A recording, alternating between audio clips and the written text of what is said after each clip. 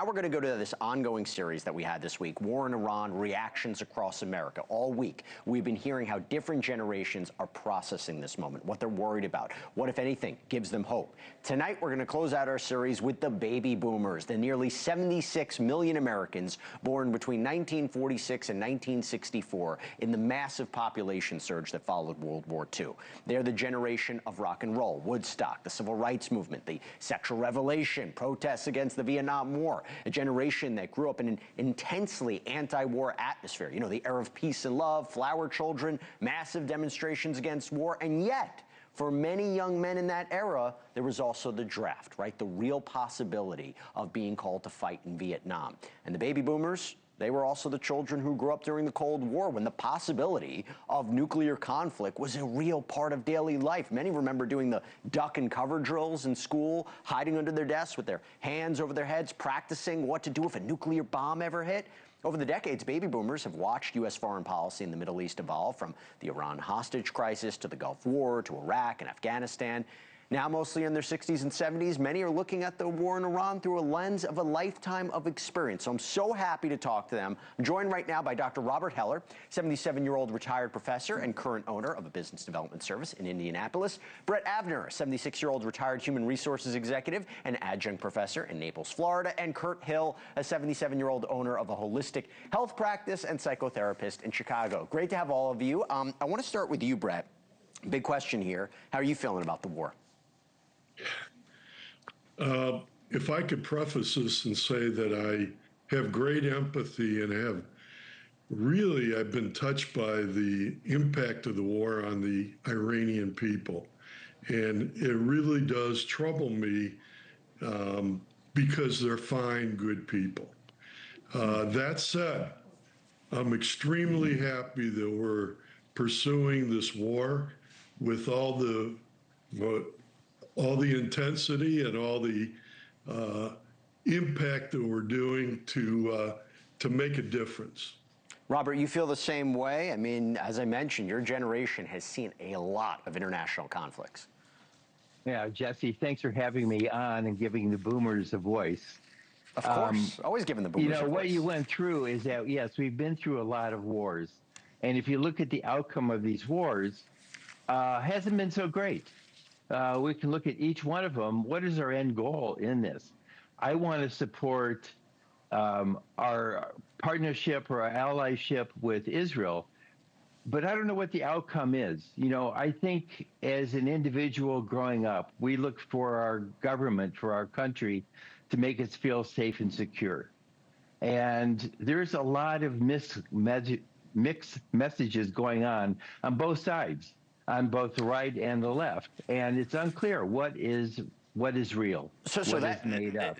I hear you. I hear you in terms of the uncertainty moving forward. But Kurt, we're putting this up, right? This poll that shows about 39% of baby boomers approve how the war with Iran is being handled. So that's just a percent lower than Gen X, but higher than younger generations. I was curious your take on this poll. Do you feel like you agree with this? I wondered, you know, maybe if people see that Iran was this kind of threat, and maybe they feel that this is a safer world for their children, their grandchildren. I don't know. What do you make of that poll? Well, first of all, thank you for having me. You got it. The interesting thing here is we don't know outcome. We didn't go into it with a plan of action that leads into a specific follow-through. If we're going to be asked to allow our children, our grandchildren, our loved ones to die for a conviction, they should know what that is and have clear insight and transparency about what's happening. I'm clearly against this war. I don't think that we've proven over the years that this kind of behavior changes anything in the world. So let me just ask you a quick question about that, Brett. If the president, well, sorry, excuse me, Kurt. If the president had come out in the first week and issued what the imminent threat was a little bit more clear in terms of what the purpose was and why it was necessary to go in now, maybe you compare it to past administrations, would you feel differently? I'll give you about 30 seconds on that, Kurt. I would feel differently about making a decision. Okay. But because there was no informed consent, it's hypothetical. Okay. And so I have to lean on the fact that we didn't know. So Brett, I'm going to throw it back to you as somebody who believes that this is the right move by America. A, your response to that, and B, are you concerned about retaliation from Iran? We all remember what it was like after 9/11, very concerned about the safety back home. Throw it to you, Brett. Thank you. Look, at the objectives have been pretty clear as far as I'm concerned, and that's to wipe out the nuclear capability, the ballistic missile capability, and decapitate their leadership. And as far as I could tell, they've been, or the U.S. and Israel have been amazingly effective in that regard. In terms of if the war stopped tomorrow, I guess I'd feel satisfied that we have made a major impact into an existential threat in our world. And they've proven that by the support of Hamas, Hezbollah, on and on and on. The money's flowing from Iran, and it's really hurting the world.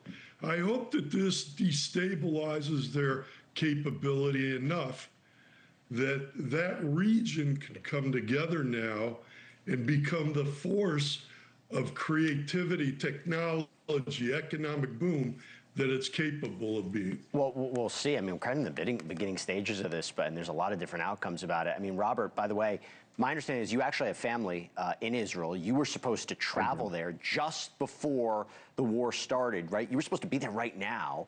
How is that right now? Yeah. So when you think about that and you think about Israel, it seems that the people there are all in favor of the U.S. partnership in taking down this regime, an enemy to their neighboring enemy. What's your take on it? So we do want stability in the Middle East, and that's crucial. Now, for the Israelis, you know, we have not had a war on our land. We've not had enemies coming and bombing us. Israel, since its inception, has been shot at, Katyusha,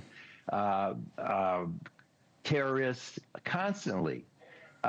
So for them, I think it's imperative that they get rid of the threat and start building on what exists out there by enabling their neighbors to survive and thrive, and Israel to thrive. So, Brett, I just want to Brett, I just want to go back to you to balance this out a little bit. Are you, even though you're in favor of this, are you concerned again about any retaliatory action here, terrorist attacks, and are you concerned about the effect it's having on the economy? I'm sure there's going to be retaliatory effects. There always are. And I think it's a risk reward. It's worth the risk to take out the major weapons of mass destruction. And look at, you know, Hamas. I mean, we had 100 to 500 miles of tunnels, and they're saying 60% of the tunnels are still in place. Yeah. So, I'm worried, but I'm not worried. I'm saying we made our stand, we take them out, and we hit them hard and keep hitting them. Kurt, I want to give you the final word as somebody who's been part of a generation that has been through so much. You're speaking now to a younger generation, right? This is the first time they're seeing something like this. Advice you'd give them. What should they be thinking about? Start with diplomacy. Start with a plan of action. Engage in unity without uniformity. Find out what's going on and if we can truly fix it. Just impulsively entering into a war without finding out who we're really fighting, meaning that is Russia, is China, are other countries involved with a partnership with Iran. Right. I hear you. Well, listen, guys. Listen, guys, you were terrific. Thank you so much for coming on. Robert Heller, Brett Avner, Kurt Hill. Important discussion. Yeah, no, thank you all. Really appreciate it. Thank you for watching. Subscribe below and download our NewsNation app right now on your phone, and you will get fact-based, unbiased news for all Americans.